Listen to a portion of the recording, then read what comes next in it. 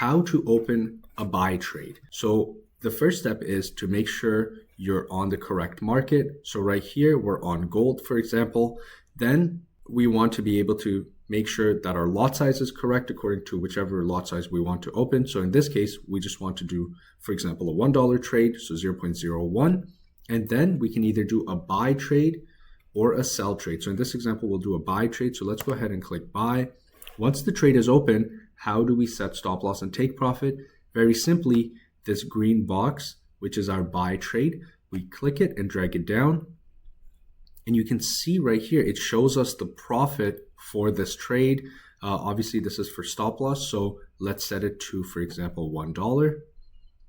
And we'll let go. Now we click and drag it up to set our take profit to about $1 and let go. So that's how we enter a buy trade, and we set our stop loss and take profit on a buy trade.